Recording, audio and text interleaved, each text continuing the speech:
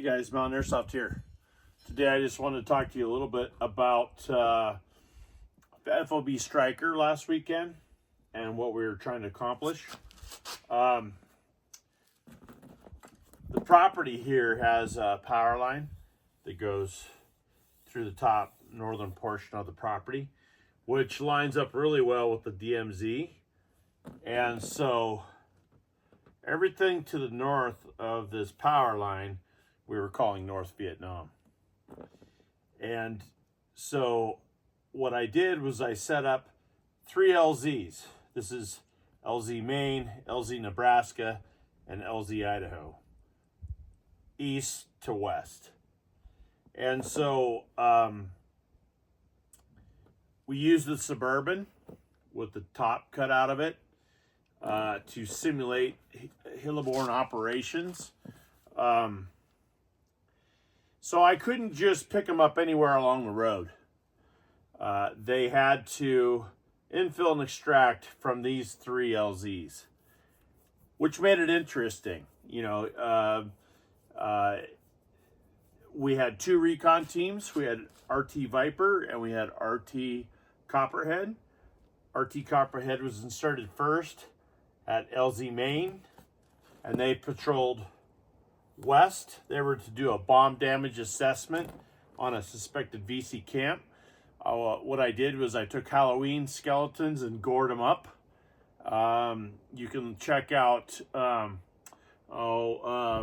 Still Beast Studios or Hollywood Haunter or something like that, and they show you how to gore stuff up. They do a great job with doing craft classes to make stuff look more realistic. And so RT Copperhead successfully did that BDA, that they found it, and then they came over and put eyes on the village of Dong Ha, which is right here. This is considered Route 1, and this is considered Route 9. They were not to cross Route 1 because we had another recon team, RT Viper. They were inserted into LZ Idaho, and there's actually a road up here that we're calling the Ho Chi Minh Trail.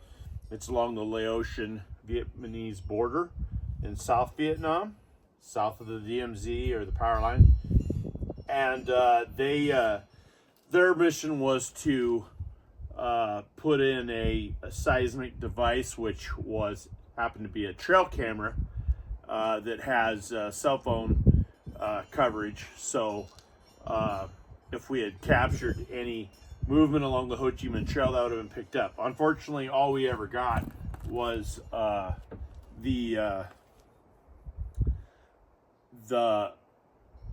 when they set it up, they tripped it when they turned it on, but I never got anything more than that. So anyhow, they were shot out of their recon zone, and they had to extract. Actually, the helicopter got a flat tire, and I was controlling both recon teams from LZ Nebraska while I changed the tire with a lug wrench in my hand, and they had to extract. Both teams had to extract back out at LZ Nebraska. We finally got it fixed. So anyhow, there was some intelligence and a VC battle flag that was recovered at the suspected VC camp when they did the bomb damage assessment, and that intel set them up for the next mission, which was the NVA hit the camp. It was a pretty short-winded diversion, and they had taken over Dong Ha, so we had to push them back out of Dong Ha, and I allowed them to capture and set up a 4th LZ on that, but they had to secure it first. They got, for their respawns, they got 1 buddy bandage. All 8 members got 1 buddy bandage, and after that, that was it. They had to be moved while being held on to. They were wounded for the rest of the time until they could get to an LZ and call in a dust off to pull them out I would take them back to the FOB. They would be respawned, and then I'd reinsert them as reinforcements. And the coolest part about that respawn is that you play as a team all day. If you're RT Viper and there's 4 dudes and you come out here and play, you're going to play together all day long because you're never going to be out of sight of each other. No one's going to run off into the woods, and no one's going to have to get hit and walk 100 yards back to a respawn point and then never see their recon team for the rest of the day because they've lost them. I mean, how many times does Airsoft games devolve into that, where you started out, you have all these battle plans, everything's rah, and then you first engagement you take 50% casualties, and those 50% casualties you never see again for the rest of the day. It just sucks. And so this is one way to fix that.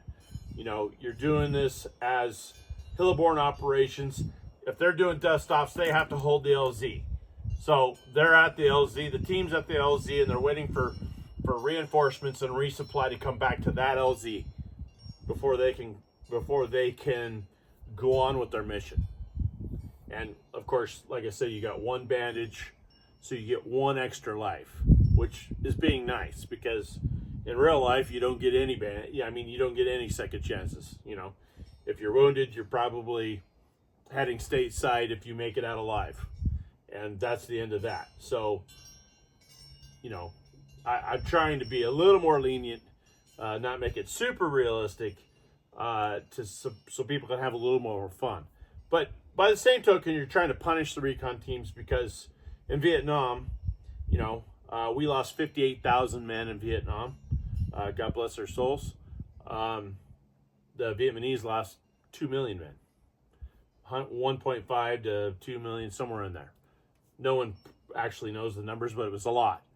And so we were trying to simulate that. Now, the communist forces, what we did is on the Vietnam Airsofter board on Facebook, excuse me, they suggested to use tubes, and those tubes were movable. So those represent tunnel entrances, and the commander could set his tubes up wherever he wants, and he can move them like every hour, every couple hours. He can move his respawns around, which is simulating tunnel complexes. And as the game progresses, he can move these at how he wants. Now, both the team leaders for both recon teams had red tape on them, and they could fly if they found a VC tunnel complex. They could flag it, and that would be shut down, and then the communist forces would have to respawn their respawn point back across the DMZ and start over again. I think they were able to find 1 tunnel complex and destroy that in the 2 days that we held this event. So anyhow, if you guys have any questions, give me a holler. Either message me on Facebook or give me a call. My phone number's on Facebook as well. Mountain Airsoft here. But yeah, I think that's working well. It would be nice to have a full-fledged helicopter crew, so you could have 2 door gunners, a pilot and a co-pilot, so a crew of 4, so that this could be a little more dynamic. I could insert people and then act as a gunship and actually do gun runs. I towards the end of Saturday, Elias was hit, and during respawn, he's like, "Hey, I'll just stick with you and be a door gunner." So that's what we did, and it made the game a little more dynamic. It sucked for the communist forces, but that's how it really was. I mean, the communists didn't have helicopters; they didn't have gunships. So, and the U.S. did, and the U.S. used them a lot. So, hence the 58,000 versus 2 million or whatever it was. So each side has strengths and each side has weaknesses. So this is, this is not, nothing's ever perfect and finalized. I mean, I'm always open to feedback as to make this rule set more playable and enjoyable. So anyhow, guys, that's about it for today. I got chest surgery coming up next Tuesday. This open heart surgery never healed, and now it's herniating, it's spreading. It's like a 1/2 inch gap, and so I'm gonna have to next Tuesday go in and have it open back up. They're gonna grind the bone marrow on both sides, and they're gonna rewire it. So I might be down and out for a little bit, but anyhow, we'll see you guys on the other side. Mountain Airsoft out. Talk to you later, guys. Bye bye.